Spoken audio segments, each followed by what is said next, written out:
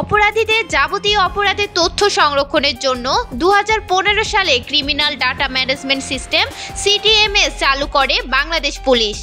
এটিকে previous conviction and previous record বা পূর্ববর্তী দণ্ড ও রেকর্ড সমূহের পরিসংখ্যান পিসিপিআর নামেও অভিহিত করেন অনেকে। পিসিপিআরে আওয়ামী লীগ সরকারের সাবেক প্রধানমন্ত্রী শেখ হাসিনার নামে থাকা ধর্মকলামে লেখা হয়েছে নাস্তিক।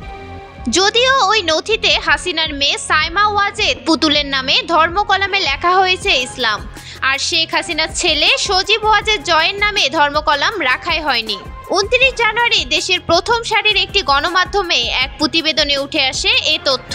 গণমাধ্যমটি ডিজিটাল এবং অনলাইন দুই বিভাগেই শেখ হাসিনার ধর্ম বিষয়ক এই সংবাদটি উপস্থাপন করা হয়।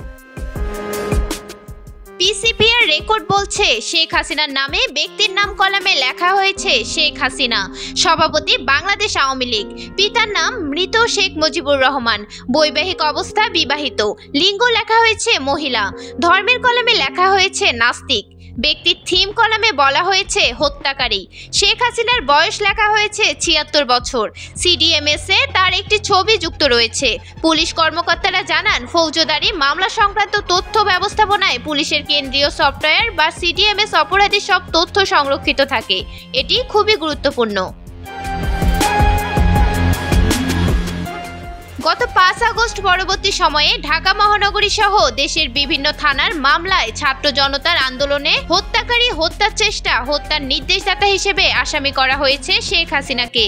সংশ্লিষ্ট কর্মকর্তারা বলেন, 2015 সালে ঢাকায় ও 2016 সালে সারা দেশে সিডিএমএস চালু হলেও গত 5 আগস্ট পরবর্তী সময়ে প্রথমবারের মতো সিডিএমএস-এ যুক্ত হয় শেখ হাসিনার নাম। মামলা তদন্ত সহ যাবতীয় কার্যক্রম ডিজিটাল করার অংশ হিসেবে পুলিশের পক্ষ থেকে এই উদ্যোগ নেওয়া হয়। ওই সময় বাংলাদেশের প্রধানমন্ত্রী ছিলেন শেখ হাসিনা। এরপর 2024 সালের বৈষম্য বিরোধী ছাত্র আন্দোলনে শেখ হাসিনা ভারতে চলে যাওয়ার পর আসামি হিসেবে পুলিশের খাতায় নাম ওঠে সাবেক প্রধানমন্ত্রীর। সিডিএমএস ও পিসিপিআরে শেখ হাসিনার ধর্মীয় পরিচয় নাস্তিক লেখা প্রসঙ্গে ওই প্রতিবেদক জানতে চাইলে ঢাকা মহানগর পুলিশের উপকমিশনার মিডিয়া মোহাম্মদ তালিবুর রহমান বলেন, পিসিপিআর পুলিশের অভ্যন্তরীণ ও গোপনীয় বিষয়। আপনি সেটা কোথায় পেয়েছেন? আমার জানা মতে আপনার তথ্য সঠিক নয়।